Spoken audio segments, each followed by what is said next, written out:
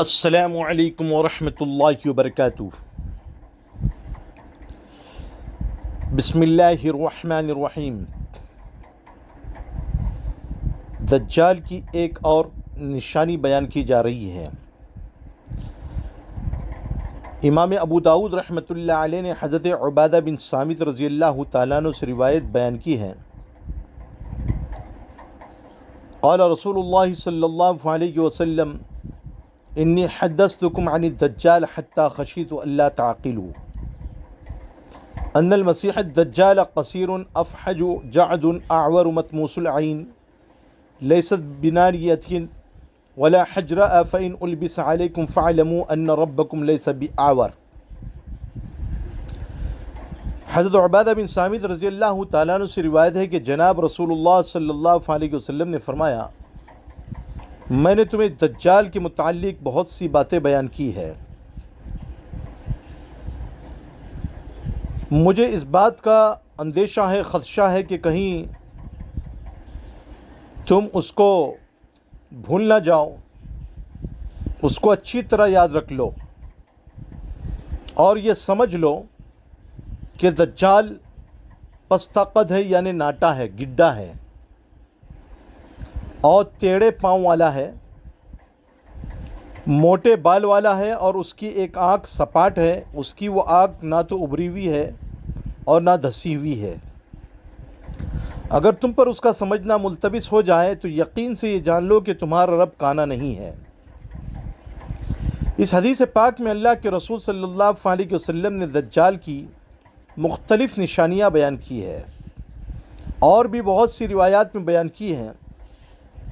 یہاں پر ضروری بات یہ بیان کرنی ہے کہ جیسا کہ مسلم شریف کی روایت میں ہے اور بھی دوسری روایات وغیرہ میں یہ بات موجود ہے۔ مسلم شریف کی حدیث نمبر 7386 میں یہ بات ہے کہ حضرت تمیم داری انصاری رضی اللہ تعالیٰ عنہ جب ان کے متعلق یہ بات آتی ہے کہ جب انہوں نے دجال کو دیکھا تھا، دجال سے ان کی گفتگو ہوئی تھی، تو وہ تو لمبی حدیث ہے، اس حدیث میں یہ بات بیان کی گئی ہے کہ فَإِذَا فِيهِ أَعْظَمُ إِنسَانٍ، کہ جب حضرت تمیم داری ایک جزیرے میں داخل ہوئے تو وہاں انہوں نے ایک چرچ کے جیسی ایک عمارت دیکھی۔ تو جب اس چرچ میں وہ داخل ہوئے، اس عمارت میں داخل ہوئے تو دیکھا کہ اس میں ایک بہت بڑا انسان ہے، اس کے دونوں ہاتھوں کو اس کے گردن سے باندھا ہوا ہے اور اس کی پنڈلیوں کو بھی باندھا ہوا ہے، اس کے گھٹنوں کو باندھا ہوا ہے اور اس کے ٹخنوں تک کے زنجیروں سے اس کو باندھا ہوا ہے، اور بہت ہی زیادہ طاقتور انسان ہے، نہایت ہی طاقتور ہے اور لمبا چوڑا انسان ہے۔ تو اس حدیث سے ایک بات تو یہ معلوم ہوتی ہے کہ دجال ایک انسان ہے، کیونکہ حضرت تمیم داری انصاری کی روایت میں ہے فَإِذَا فِي أَعْظَمُ إِنسَانٍ۔ اور اس روایت میں جو ابو داؤد کی، اس میں یہ ہے کہ دجال پستہ قد ہے، ناٹا ہے، گڈھا ہے۔ تو دونوں روایتوں میں آپس میں تضاد معلوم ہوتا ہے، بالکل مخالفت معلوم ہوتی ہے کہ اس روایت میں لمبا چوڑا انسان، طاقتور انسان، اور اس روایت میں گڈھا، ناٹا، پستہ قد، بٹلا، یہ بات معلوم ہوتی ہے۔ اب دونوں میں تطبیق کیسے بیان کی جائے؟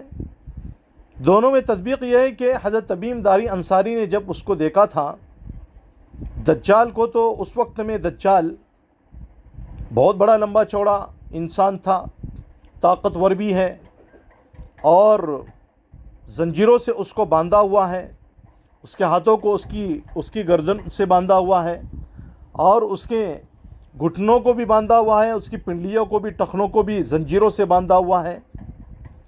اور وہ مسلم شریف کی روایت بڑی لمبی چوڑی روایت ہے، انشاءاللہ کسی اور موقع پر اب حضرات کے سامنے بیان کی جائے گی۔ بہرحال اس وقت میں وہ لمبا چوڑا انسان تھا۔ اب ہو سکتا ہے کہ جب اللہ کی جانب سے اس کو خروج کا حکم ہوگا، نکلنے کا حکم ہوگا، تو وہ ناٹا ہو جائے گا، بٹلا ہو جائے گا، لیکن اس روایت میں یہ بھی ہے کہ جب وہ نکلے گا تو نکلنے کے وقت میں جب وہ بٹلا ہوگا تو ساتھ ساتھ میں وہ زبردست طاقتور بھی ہوگا، کیونکہ جب کوئی انسان ناٹا ہوتا ہے، بٹلا ہوتا ہے اور چوڑے سینے والا ہوتا ہے اور اس کا بدن بھاری بھرکم بھی ہوتا ہے تو ایسا ناٹا انسان بڑا طاقتور ہوتا ہے۔ تو دجال بھی جو ہے نا نہایت ہی طاقتور ہوگا اور اس کے ساتھ میں اس کی جادوئی طاقتیں بھی ہوگی۔ اور روایت میں یہ بات آتی ہے کہ افحجو، کہ دجال جو ہے ٹیڑھے پاؤں والا ہوگا۔ افحجو کے ایک معنی جو ہے نہایا میں یہ لکھا ہے کہ اس کے دونوں رانوں کے درمیان میں فاصلہ زیادہ ہوگا، یعنی پیر کے جو دونوں ران ہوتے ہیں نا ان دونوں رانوں کے درمیان میں فاصلہ بہت زیادہ ہوگا۔ تو اس روایت سے یہ بات معلوم ہوتی ہے کہ دجال کے اندر نہایت ہی زیادہ طاقت ہوگی۔ تو اس کا مقابلہ کیسے کرنا ہے؟ تو اس کے مقابلے کے لیے ابھی سے ہمیں تیاری کرنا ہے کہ ہمیں ایمان کی محنت کرنی ضروری ہے۔ ایمان پختہ ہوگا ایمان کی محنت سے، اعمال مضبوط ہوں گے اعمال صالحہ کی محنت سے، ایمان کی محنت سے ایمان محنت ہوگا، اعمال کی محنت سے اعمال مضبوط ہوں گے۔ جب دونوں چیزیں مضبوط ہوگی تو دجال نکل آئے گا تو اس کے سامنے ہم کو ڈٹنا جو ہے نا بالکل آسان ہو جائے گا۔ تو یہ کچھ ضروری باتیں تھیں دجال کے متعلق، اس کی کچھ نشانیاں تھیں جو اب حضرات کے سامنے بیان کر دی گئی۔